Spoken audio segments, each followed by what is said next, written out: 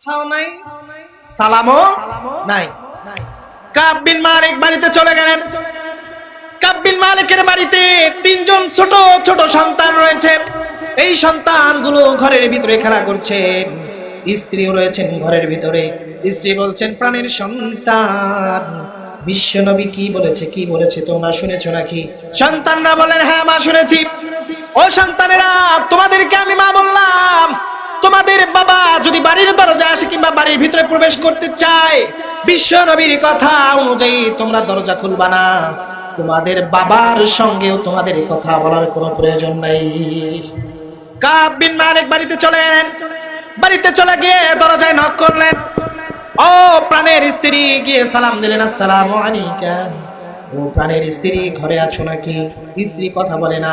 একবার, দুইবার, তিনবার সালাম দিচ্ছেন, অথচ দরজার সঙ্গে খেলা করছেন তার তিনজন সন্তান। সন্তানদের মুখেও কোনো কথা নাই, কারণ তারা কথা মেনেছে কার?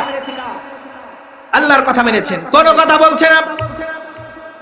কাব বিন মালিক ডাকছে, ও প্রাণের স্ত্রী, দীর্ঘদিন তোমার সঙ্গে সংসার করলাম, আজকে কেন কথা বলো না?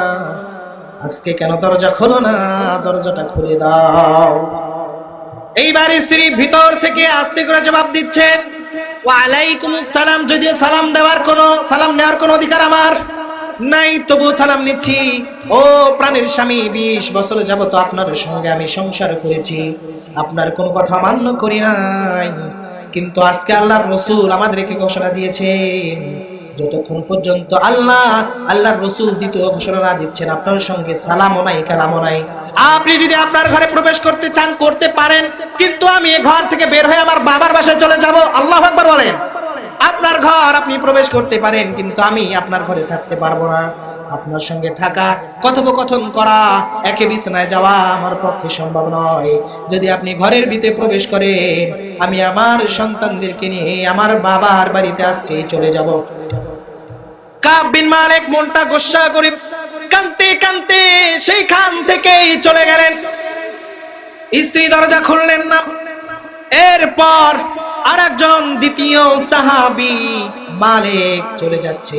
মন খারাপ করে যাওয়ার আগে সন্তানদেরকে বলে, বাবারে, একটিবার দরজা খোলো, তোমাদের মুখটা আমি একটু দেখতে চাই। আমি যদি মরে যাই আর দেখা নাও হতে পারে, সুতরাং আমি কাব বিন মালিক বলছি, বাবা দরজাটা খোলো, একটা বার আমার নজর দিয়ে তোমাদের চেহারাগুলো দেখে যাই। সন্তানরা কোনো কথা নেই। কাব বিন মালিক মন খারাপ করে চলে গেলেন। এরপর দ্বিতীয় সাহাবী হেলাল ইবনে উমাইয়া, তার বয়স ছিল 72 বছর। কত বছর? কথা বলেন, কয় বছর? মুরব্বি হয়েছে না? এই যে 72 বছরের একজন সাহাবী, যার কিছুদিনের মধ্যে মরণের ডাক আসবে, তিনিও জিহাদের ময়দানে অংশগ্রহণ না করার কারণে বিশ্ব নবী তার উপরে এই আল্লাহর পক্ষ থেকে আদেশটা তার উপরে জারি করে দিলেন।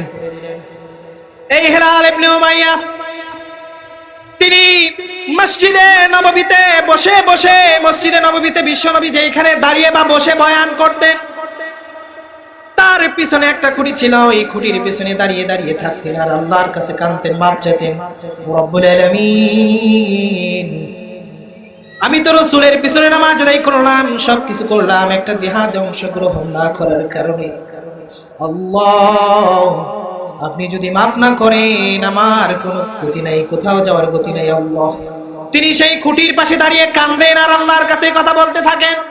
এরপরে বিশ্ব নবী তার জান্নাতি চেহারা নিয়ে মসজিদে নববীতে যখন প্রবেশ করতেন, মুস্কি মুস্কি হাসতে মসজিদে নববীর ভিতরে প্রবেশ করতেন, যখন এই হেলাল ইবনে উমাইয়ার চোখের সঙ্গে বিশ্ব নবীর চোখ পড়তেন, চোখ পড়ার সঙ্গে সঙ্গে বিশ্ব নবীর মনটা বেজার হয়ে যাইত। হেলাল ইবনে উমাইয়া বলেন, সকল সাহাবারা মসজিদে নববীতে ঢুকে খোশ গল্পে লিপ্ত হয়, কত রকমের ভালো ভালো গল্প করে, সমস্ত গল্পগুলো আমার কানে এসে পড়ে, হাসি তামাশা করে, কিন্তু আমি যখন তাদের দিকে তাকাই, তাদের মনটা আস্তে করে বেজারা হয়ে যায়। তারা আমার সঙ্গে কথাবার্তা বলে না, আমার সঙ্গে কোনো কিছু শেয়ার করে না। এই হেলাল ইবনে উমাইয়া মসজিদে নববীর যে খুঁটির সঙ্গে দাঁড়িয়ে থাকতেন, তিনি তার গলার নিচ থেকে, কোথা থেকে? কথা বলেন, কোথা থেকে?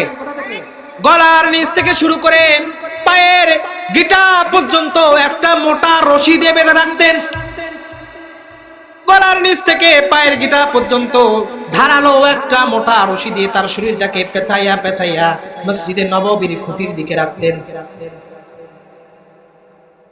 এই রশিটা বারবার খোলার কারণে তিনি যখন নামাজের সময় হয়তো এই হেলাল ইবনে উমাইয়ার একজন নাতি আছে, সেই নাতি এসে সেইখান থেকে রশিটা খুলে দিতেন, তিনি নামাজ আদায় করতেন, আবারও সেইখানে রশি দিয়ে তাকে বেঁধে রাখা হতো, তিনি নিজেই কাজটা করতেন। এই রশি দিয়ে বাঁধার কারণে ৭২ বছর বয়সী একজন বৃদ্ধ মানুষ, তিনি বারবার রশি দিয়ে বাঁধার কারণে যে জায়গায় রশি দিয়ে বেঁধেছেন সেই জায়গাগুলোকে জখম হয়ে পরিণত হয়ে গিয়েছে। আল্লাহু আকবার বলেন। এটা ভয় ছিল কার?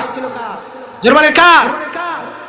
তিনি কি নিজের ভয়ে রশি দিয়ে বাঁধছেন না আল্লাহর ভয়ে? আল্লাহর ভয়ে বেঁধেছেন। এই হেলাল ইবনে নবী এত কষ্ট পাইতেন, তার শরীরের চামড়াগুলো পচে যাওয়া শুরু করলো রশি দিয়ে শক্ত করে বাঁধার কারণে। তিনি যখন খুলতেন বিশ্বনবী তার দিকে তাকাতেন, কিন্তু বিশ্বনবী এত দয়ার নবী, এত মায়ের নবী, উহুদের ময়দানে বিশ্বনবীর দান্দান মোবারক শহীদ করে দেওয়া হয়েছিল। বিশ্বনবী যখন সিজদায় পড়ে যাইতেন, কাফির মুশরিকরা উঠের পড়া পচা ভুঁড়িগুলো বিশ্বনবীর কাঁধের মধ্যে চাপিয়ে দিতেন, তারপরেও বিশ্বনবী তাদের জন্য কোনো অভিযোগ করেন না। এত দয়ার নবী, এত মায়ের নবী। কিন্তু এই ৭২ বয়সে বৃদ্ধ সাহাবী হেলাল, তার দিকে তাকায় বিশ্বনবীর কোনো মহব্বত হয় নাই। বিশ্বনবী তার দিকে কোনো মমতার নজরে তাকাতে পারে নাই।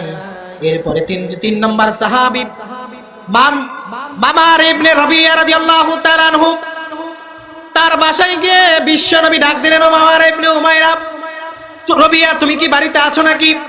মারারা ইবনে রবিয়ার স্ত্রী বের হয়ে বলেন, ইয়া রাসূলুল্লাহ, ইয়া হাবিবাল্লাহ, এই রবিয়া তো বাড়িতে এসেছিল, কিন্তু আমাকে দরজা খুলতে বলেছে, আমি তাকে দরজা খুলে দেই নাই।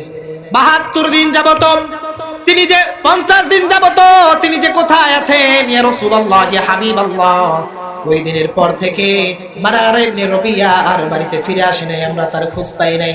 বিশ্বনবী তার দরজা থেকে ফিরে আসলেন, এসে ডাক দেওয়া শুরু করলেন, বাবা রবিয়া,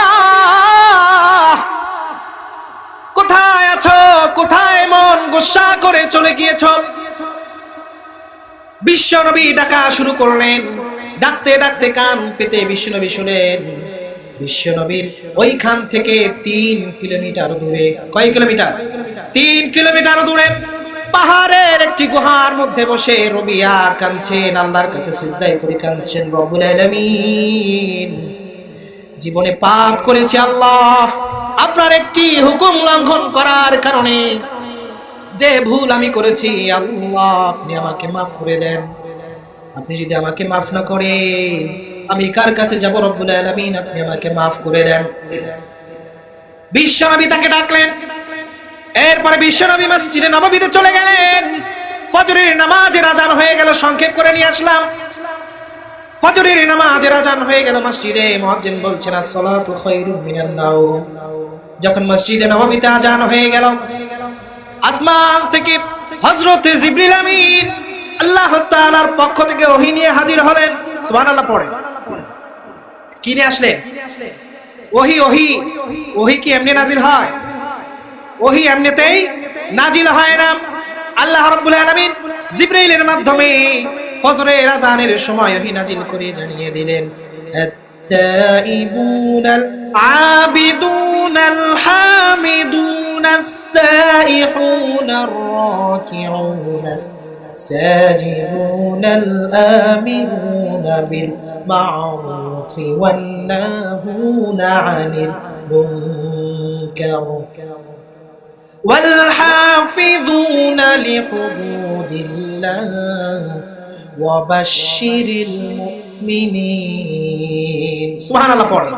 আল্লাহ তাআলা পবিত্র কালামুল্লাহর আয়াত নাজিল করে জানিয়ে দেন, হে রাসূল, যে 3 জন সাহাবী এতদিন যাবত কষ্ট করেছে, আমি আল্লাহ রাব্বুল আলামিন তাদের তওবাগুলোকে কবুল করে নিয়ে তাদেরকে maaf করে দিলাম। সুবহানাল্লাহ পড়ে। মূলত এই 3 জন সাহাবীর জীবনের ঘটনাকে উপলক্ষ করে রব্বুল আলামিন সূরাতুত তাওবার আয়াতগুলো নাজিল করলেন। আমরা তওবা করতে চাই কি চাই না? জোরে বলেন চান কি চান না? তওবা করলে খুশি হন কে? অহংকার করলে বেজার হন কে? আমাদের জীবনে অনেক পাপ, আমারও পাপ আছে।